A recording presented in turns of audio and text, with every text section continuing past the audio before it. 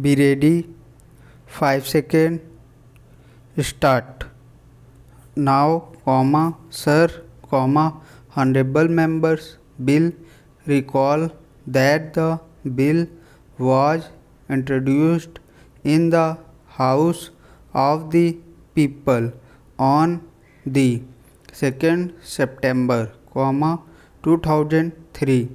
It has had a long history and in one form or another, it has been before the public since the end of 1949. Stop.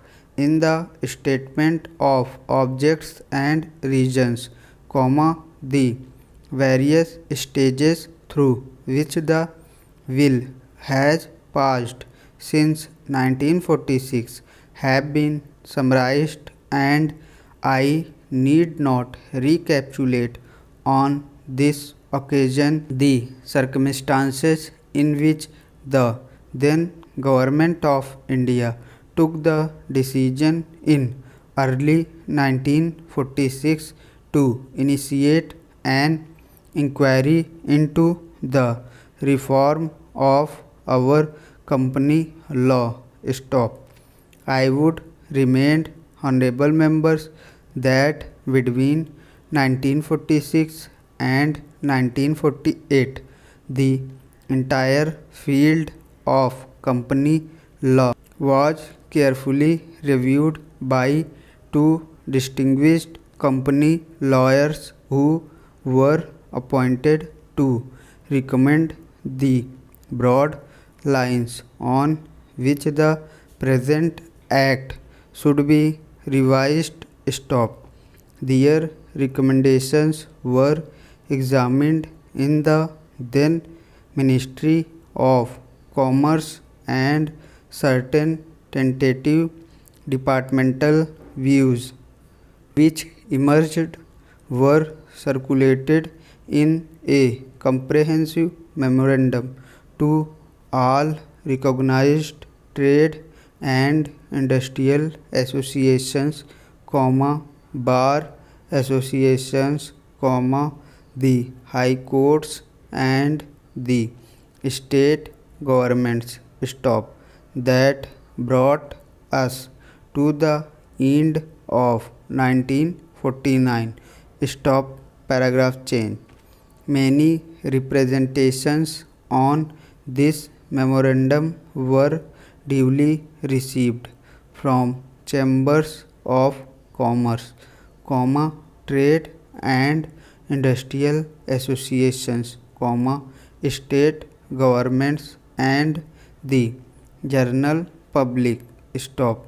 At the end of 2000, the Government of India appointed a committee under the chairmanship of Sri Bhabha to go into the entire question of the revision of the Companies Act, with particular reference to its bearing on the development of trade and industry in this country. Stop. Paragraph change. This committee examined a large number of witnesses in many parts of the country and submitted its report in March 2000. This report again was circulated to all state governments, chambers of commerce, trade associations, high courts and many other bodies. Stop. At the same time, a special officer was appointed in the Department of Economic Affairs, Ministry of Finance, to examine the report, in the light of the views received from the interested public and to submit proposals to government for the revision of the present act. Stop. The bill now before the House is based largely on the recommendations of the Company Law Committee, modified in a few particulars. Stop. Paragraph change. Honorable members, bill notice that so far as public relations go, the bill has covered adequate grounds. Stop. In a measure like the Companies Bill, however, which covers the entire field of the operation of joint stock companies, the limits of consultation and discussion can never be exhausted, and I would like to inform honorable members that although the bill was introduced in Parliament over 7 months ago, our officers have been engaged throughout this period in further studies and informal discussions with the interest concerned, and on occasions I have also participated in such discussions. Stop. I have also given some further thought to some of the issues arising out of the bill, and I propose at the appropriate stage to bring before the select committee any changes in the provisions of the bill which seems to me to be worthy of consideration. In the light of this further examination. Stop. Now honorable members would have noticed that the bill contains 6 clauses and 12 schedules. Stop. I think it is probably one of the longest legislative measures in recent legislative history. Stop. But its size might be regarded as misleading unless I make a few comments. Stop. The bill is both one must remember, a consolidating and amending measure.